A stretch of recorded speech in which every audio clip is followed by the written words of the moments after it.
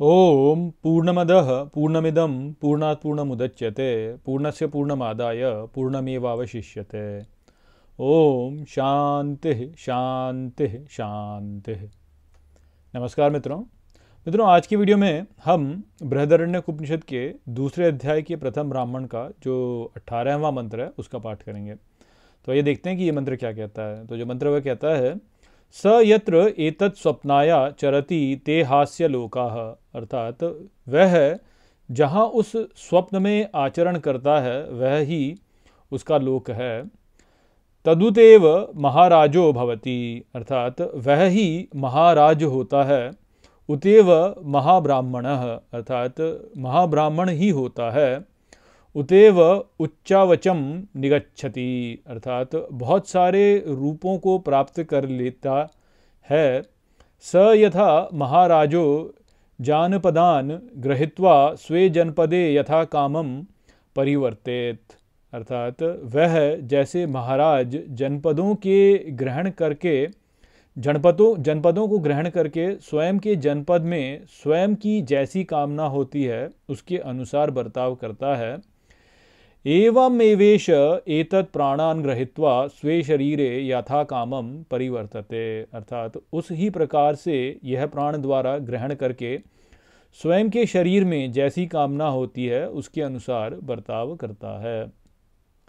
तो यही यहाँ पे ये मंत्र था। और यहाँ पर जो है अब अजातशत्रु जो है वह बालाकी गार्गी से कहते हैं कि वह जो स्वप्न में था, जो व्यक्ति वो जो सो रहा था, वो जहाँ स्वप्न में था वो ही वास्तव में उसका लोक था उस समय। और वहाँ पर वो ही महाराज था, वह ही वहाँ पर महाब्राह्मण था। और उसने जो है बहुत सारे रूप वहाँ पे प्राप्त कर लिए थे।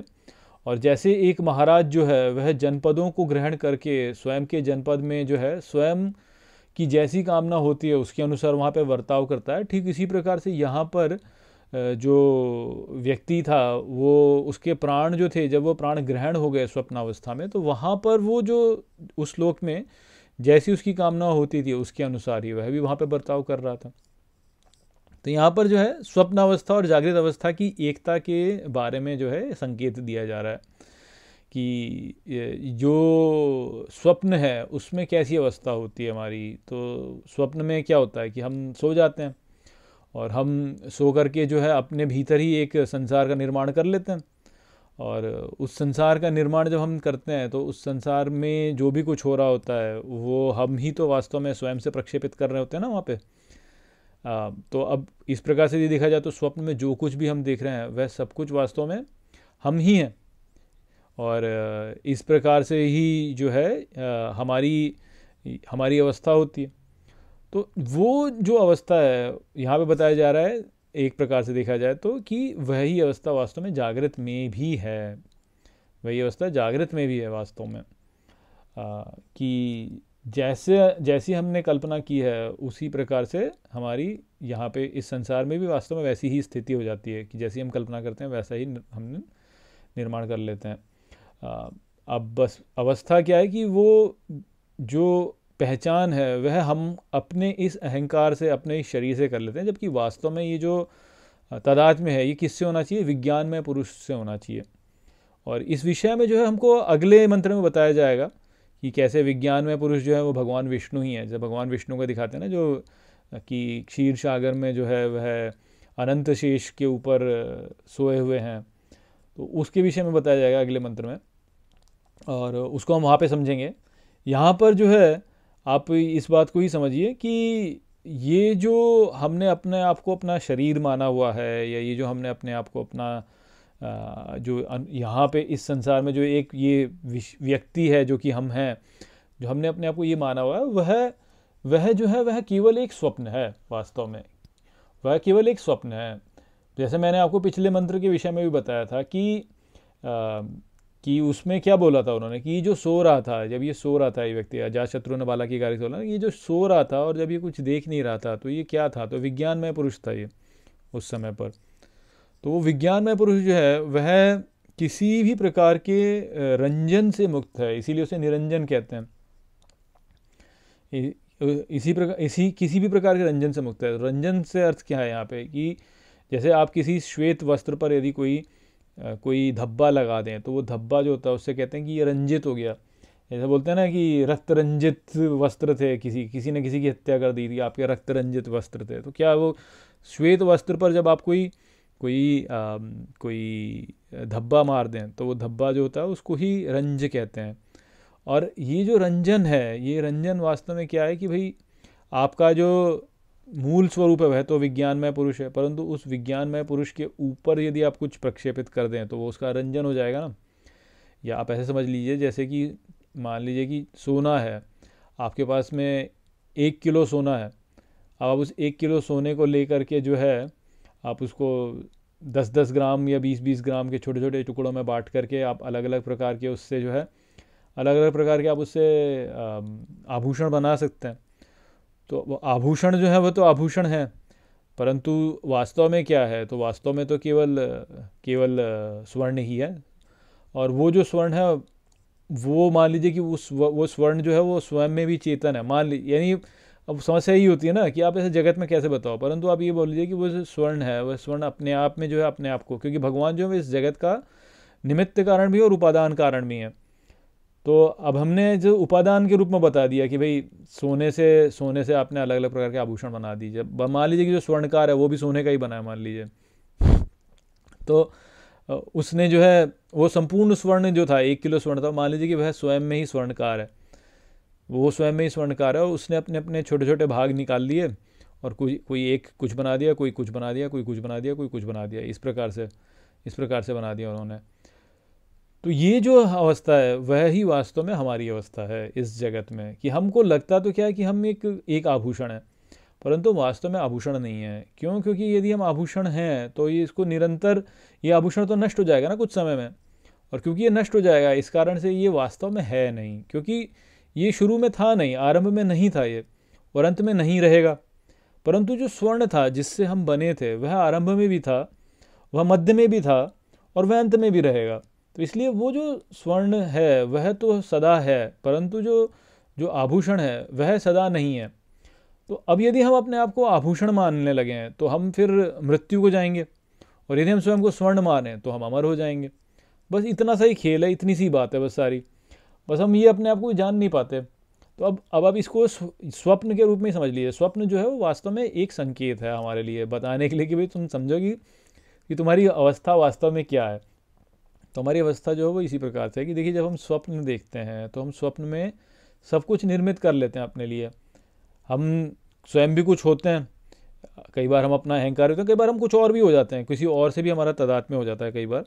परंतु हम जो है वो स्वप्न में कुछ होते हैं, और अपने चारों ओर हमारे जगत भी होता है उस स्वप्न में, और उस स्वप्न में अन्य लोग भी होते हैं, और वो अन्य लोग हमारे साथ व्यवहार भी कर रहे होते हैं। आपको अपने स्वप्न में अपने माता पिता दिख जाएंगे, आपको अपने बच्चे दिख जाएंगे स्वप्न में, आपको अपने मित्रगण दिख जाएंगे स्वप्न में, और वो बिल्कुल वैसा ही व्यवहार करेंगे आपके साथ जैसे कि वह जो है वह आपसे स्वतंत्र हैं, और उनका स्वतंत्र एक अस्तित्व है, और वो स्वयं से जो है कुछ कर रहे हैं वो वास्तव में। परंतु यदि आप वैसे देखें तो वह सब कहाँ से प्रक्षेपित हो रहे हैं? आपके द्वारा तो प्रक्षेपित हो रहे हैं ना।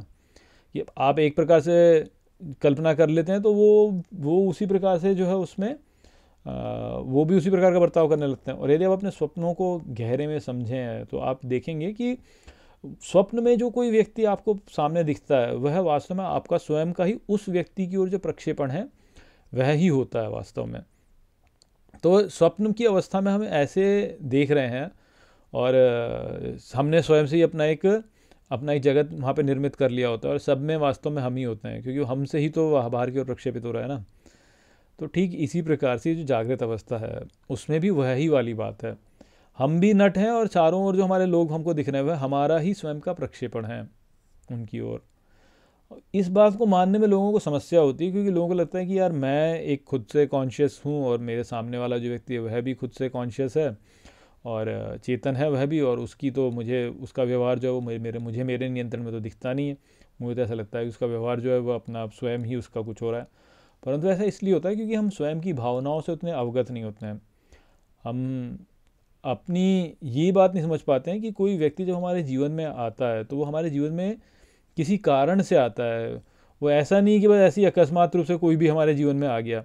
सब जो व्यक्ति हमारे जीवन में आते हैं वह किसी न किसी कारण से आते हैं, उनका कुछ ना कुछ जो है हमारे लिए एक हमको संदेश देने के लिए या कुछ कुछ करने का उनका एक होता है।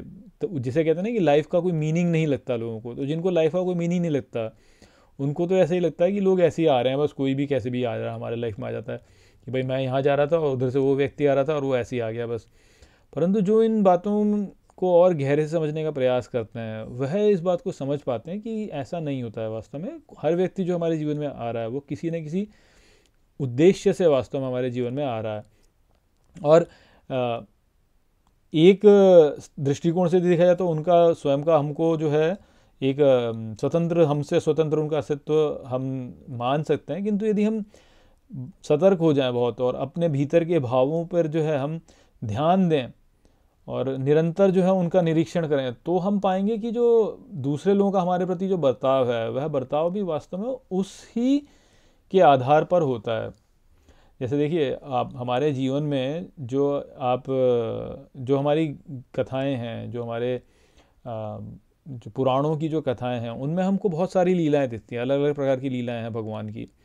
और यदि आप ध्यान से देखें तो आप ये पाएंगे कि आप किसी एक भगवान की किसी एक लीला का आप पर आपके जीवन में जो है प्रधानता है। कि मान लो भगवान ने कोई लीला की, तो उस लीला को जो है आप अपने जीवन में भी यदि आप उस लीला को महत्व दें और उस लीला को निरंतर जो है उसका स्मरण करते रहे, निरंतर उसका स्मरण करते रहे, तो आप देखेंगे कि वह ही लीला जो है एक उच्च स्तर पर जो है आपके जीवन में अपने आप ही जो है प्रकट होने लगेगी। कोई भी लीला आप यदि भगवान की देखते हैं और आपको उसमें रस आता है और आप निरंतर उस लीला का चिंतन करते रहें, तो आपको ये पता चलेगा कि आपके साथ में जीवन में वही लीला होने लगेगी, उसी प्रकार से होने लगेगी। अब समस्या हमारे साथ में क्या है? हमारे साथ समस्या यही है कि हमने जिस लीला को पकड़ा हुआ है वो लीला क्या है कि भगवान है नहीं, कि भगवान है ही नहीं, ये वाला लीला हमने पकड़ी हुई है। तो इस कारण से वह ही चारों ओर घट रही है, भगवान हमारे को अदृश्य हो गए। हमने जो लीला पकड़ी हुई है कि भगवान है ही नहीं, तो जैसे हमने इस लीला को पकड़ लिया कि भगवान नहीं है, तो वो उस लीला को पकड़ने से होगा ये कि भगवान अदृश्य हो जाएंगे। और भगवान ऐसे अदृश्य होंगे तो सब कुछ जो है यहाँ पे अराजक और ऐसा ही होने लगेगा कि हमको लगेगा कि सब लोग अपने अपने में इंडिपेंडेंट थिंकर्स हैं और जी हम भी ऐसे ही एक इंडिपेंडेंट हैं और हम छोटे से शरीर के साथ में यहाँ पे जुड़े हुए हैं। परंतु यदि व्यक्ति जो है इसको त्याग करके भगवान की किसी एक लीला को पकड़ ले, कोई भी लीला हो, उस लीला को पकड़ ले जिसमें उसको रस आता है, तो वो देखेगा कि वह ही लीला जो है उसके साथ में घटने लगेगी इस संसार में।